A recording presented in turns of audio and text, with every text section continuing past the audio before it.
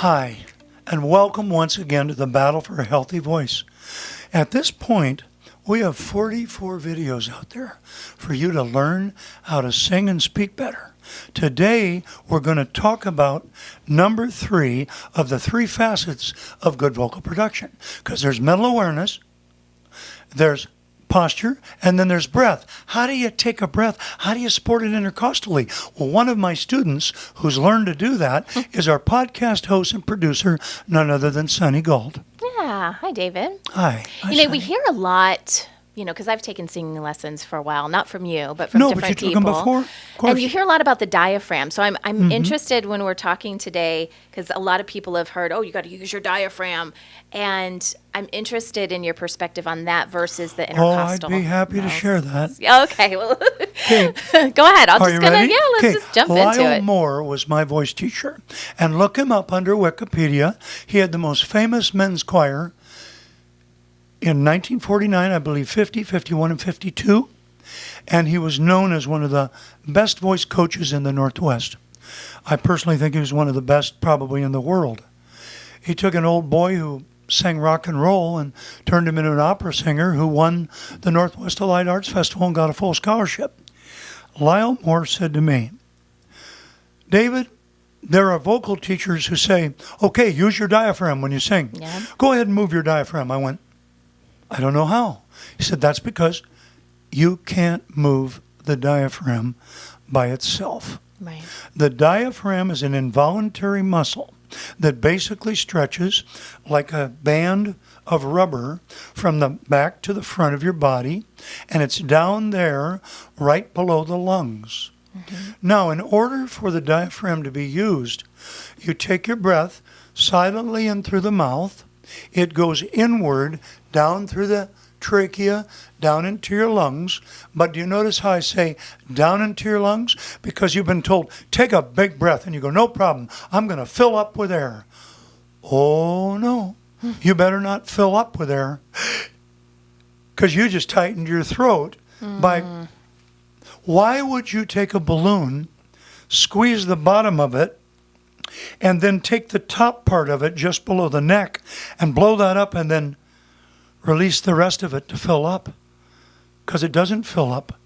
It fills down. Mm-hmm. So we always say we take our breath silently, inward through the mouth, downward and outward, filling, now listen carefully, big phrase, filling all the non-bony areas of our intercostal muscle set. That means the muscle that goes down below the floating ribs, down into the pelvis, our abdomen, in front of our abdomen. Do they call that the abdomen? I'm not medically trained enough, but it's a front. Yeah. Then you do the sides, above the pelvis, below the floating ribs. That expands as well. It's a muscle set. And in the back, from the pelvis up to the floating ribs, that is your intercostal muscle set. There's one more part.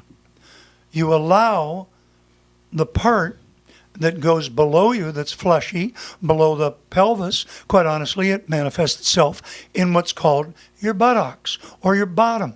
That has to stretch too. And that's why when you watch Sylvia Ruff, she couldn't get her high note that day. And you need to be standing. You have to be standing to really sing your high range. Yeah. Now, you can sing pretty comfortably. You can't sing as excitedly without letting your legs and your bottom get into it. It's body singing. Because it's body singing. Yeah. And we've talked about it. It's body singing. So you take a breath inward, downward, and outward. Now, some people can't get that. Sonny, they can't.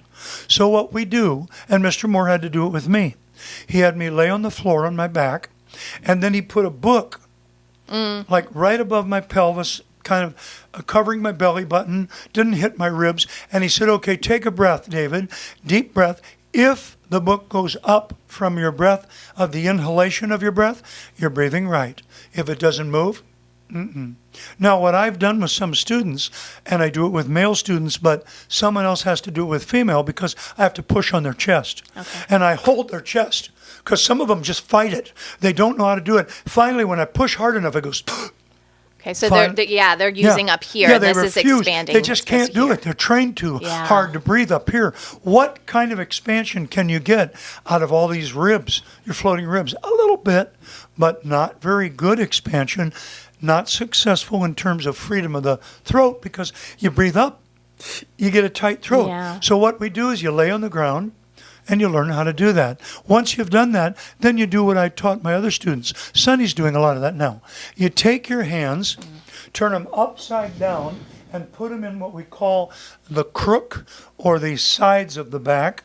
And so the fingers are down they're down towards the back, and the thumbs towards the front. When you breathe, if you breathe correctly, you will fill, the stomach will be going, the place where the stomach is rather, these muscles will be expanding, and the side, you'll feel it expand. Side and back, try it. Did it do that? Okay, now it doesn't have to do that. There are people who make a mistake of not teaching voice in terms of breath, intercostal support. They don't teach the whole system expanding. They say, take a breath, they see this part go out, they go, good job. Are those the diaphragm people? You can isolate. Yes, Okay. you can isolate the breath. All these muscles, thank you for bringing that back. That brings it into focus. These muscles expanding cause the lungs to fill fully. And as you know, they're filling low. So why wouldn't, and you can't see me too well, but I'll do it like this. Okay, I'm going to look down at the camera, but watch. When I fill, my bottom actually sticks out a little more, because why not? My lungs filling fully are going down like a balloon, and they got to go somewhere, so all this stuff gets pushed down, all my organs, and you get this. Now I'm going to do it like this. No, I'm not trying to do what Lucas does, okay? You ready? Lucas Graham. See that happen? Yeah. Now what's really weird is you kind of look sort of like a sumo wrestler. You know. feel fat when you do it. Yes, like, you I'm just do. going to be honest. It feels like, I'm like, oh, I feel like, bleh. And do you know what? I didn't believe in it. So I got a part as a walk-on in an opera that was brought to us by New York. And the little soprano was in her 20s or whatever. She's standing out there, and I noticed she wears a loose-fitting top or a loose-fitting dress. But I watched very closely, because I went, that stomach isn't going to stick out. It isn't going to poke. You know, these muscles aren't going to expand. Sure enough, every time she took a breath, it went. Does just it do like that that. for everybody, though? You said Everyone. Everyone? Everyone. But is it always that noticeable with everyone? I would say, depending on how the person is built, because it gets into, like with women, you have a uterus. Yeah.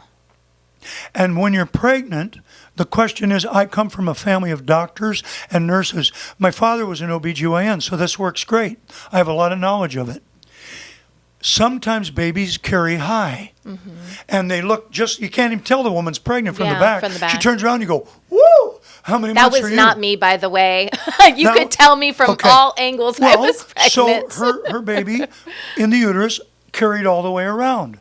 And so basically it was stretching all the muscles of the muscles. intercostal muscle set. And I'm sure it was stretching the bottom as well, the buttocks. The point is that different builds. Yeah. So mom turns around and go, whoa, mom always carried her children front, totally front. You'd say, hi, mom. Somebody who doesn't know her. Hi, Caroline. Haven't seen you in about a Woo! How many you got now? How long's that baby been in there? Yeah. And mom, yeah. Yeah. So that can have some bearing. However, and you've just answered a question for me. Possibly because you carry your babies all the way around. As a woman, when you expand, I don't know that you'll get that big of a belly. But you can isolate the intercostals. This is the most important part of this, second most important part. Silent, inward, downward, and outward. If you're not thinking about letting it expand in the front, letting it expand in the back, letting it expand in the sides, and letting it expand with the buttock muscles, you can actually isolate it. And when I was in college, at Whitworth College, there was a teacher there. I won't say his name because I don't want to be negative about him. All I'm going to say is he taught voice with frontal breathing. Oh, really? And I watched him, and my teacher taught the whole chimichanga, and that's what I did. So we were allowed to put a critique in a box. Okay. And I critiqued, and I said, Doctor, his name, you do not know how to teach breathing properly. Please stop ruining singers' voices. Ouch. I was a young man. And a I little was cocky at And I that. didn't know how to be positive. So I just knew how to really get to the point, you Yeah. know, put the knife in. And he called me into his office. Oh, you had to sign Because we your didn't name. put our name. No. He said, David, I recognized your handwriting. He said, why don't you explain to me what you mean? I said, you're allowing me to be a teacher? And this was my first adult trained singer that I told. Because this man was hired all the time to do oratorios all over the United States. And I said, your vibrato is extremely slow. And he went, but then he listened. And once I showed him, guess what happened in the next year to 2 years? He changed his vibrato, tune. His vibrato got a lot faster. Literally changed because his tune. it really changed his tune. Yeah. Because he realized, I am teaching just frontal support. I need to teach side and backs, back and bottom. Well, good for him. Yeah. Seriously, because he could have last- just been like, stupid student, whatever. I don't even know if he's still around, but I know a few years ago I looked him up. He was 82. And I don't know, but I do know that he had a very nice tenor voice, and he really did sing well. But his vibrato was kind of like a slow-moving wave, and it was very steady because he obviously understood this, but he just didn't understand this. Yeah. And so the dance that I call it between the throat and the intercostal muscle set, the entire intercostal muscle set. Remember, F, S, B, B. Front, sides, back, and bottom. Now, when you're singing a tone, most of the time in your range, it'll use front, sides, and back.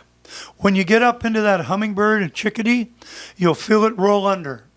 Because to get those highest notes, or an extremely high frequency, you've got to have the under push of the buttock rolling in. And quite honestly, Sylvia couldn't sing the high note. But I just had a lesson with her this week, and she not only sang that high F sharp that Minnie Riperton did in Loving You, but she could sing a full octave above that, just like she always does. And she was standing when she did it. Yeah, she was standing. We always stand the whole lesson. Yeah. So that was my error. But I will never have a student. That's why Emily stood.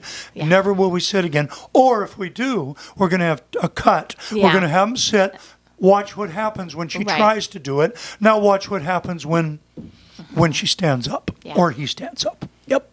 It's great. Intercostal muscle set.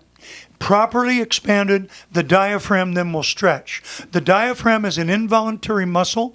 It can only be stretched when you properly allow the air to inhale and then to expand the front, sides, back, and bottom of the entire intercostal muscle set. Do that, and you'll be able to go, oh! Did that hurt me? Are you kidding? Did I look like I was in pain? I can go, oh!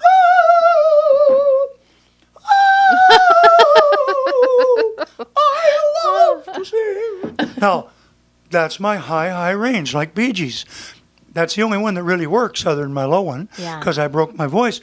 But just know this. If you want to hear what I sounded like, because you might want to take private lessons, and Sonny's going to tell you about that in just a minute, go visit AmericanMusicAcademy.com. Scroll down, and you'll hear my wife, Kathy Mangione Moyer, yes, she's Chuck Mangione's first cousin, and me sing a Christmas song. And you can hear me in my early 40s, about quite a bit older than Sonny. But anyway, you can hear me, myself and my wife sing. And it's a style we used, which I would call it more pop gospel. Okay. But just take a listen. You can hear that my middle of my range and my upper range. Okay. Mm-hmm. So while you're there, you can also head on over to purebelcanto.com. That's where we keep all of our videos. And there's a form on our website where you can sign up for a free private one-on-one lesson with David. And nobody signed it up. That's not true. You've I know had it's people. scary. It's scary. When you started studying with me, weren't you kind of scared? No, 'Cause but I've done this before. Oh, okay. You weren't scared. No. But I have students, and you could easily be someone, a shower singer Yep. or a car singer. And I got to tell you, it is scary because the voice is the most personal instrument that exists. When you open your mouth, chances are you sing right, you aren't going to sound like anybody. Yeah. Maybe We've talked about that a one in lot. 1,000 Yep. people you might sound like. And I tell you what, there are groups that they look for that, and when they get just a similarity, they make a really good singing group. Yeah. Yeah. All right, guys, visit the website. Be sure to subscribe to our YouTube channel so you get all those notifications. And every time we put out a new video, you're notified. And we'll see you in the next video. Yes, we will. 236 subscriptions to go. Sign up today.